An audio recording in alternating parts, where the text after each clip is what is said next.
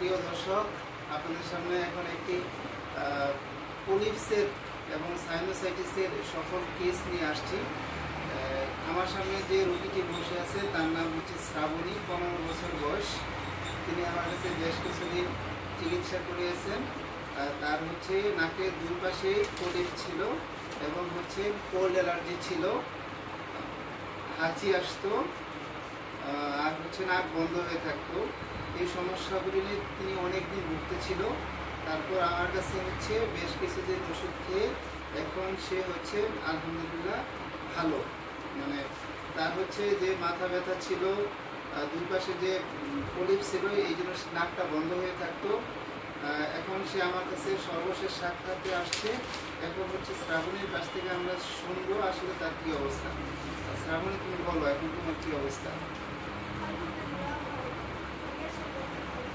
এখন তো তোমার নাই হাঁচি, তোমার হচ্ছে নাক দিয়ে পানি পড়া অথবা হচ্ছে মাথা ব্যথা এগুলিতে আছে।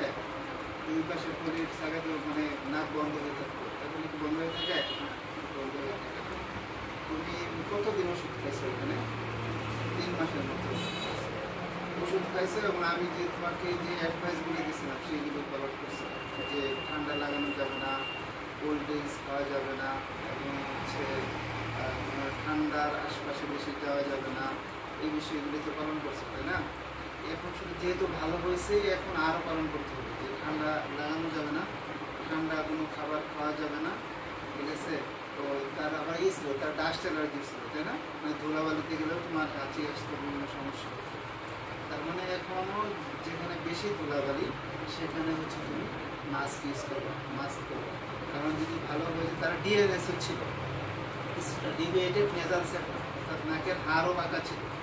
এখন নাকের হাড় আসলে ওষুধে সাধারণত ভালো হয় না, কিন্তু আমি তার এখন দেখলাম যে নাকের হাড় অনেকটাই সোজা হয়ে গেছে। কেমন যে সোজা হয়েছে আমি নিজেও সোজা জানি, ঠিক আছে? অনেকটা সোজা হয়েছে এবং হচ্ছে আগে নাকটা টোটালি দুইটা নাকি ব্লক হয়ে থাকতো, এখন দুইটা নাকি হচ্ছে মানে খুলে গেছে।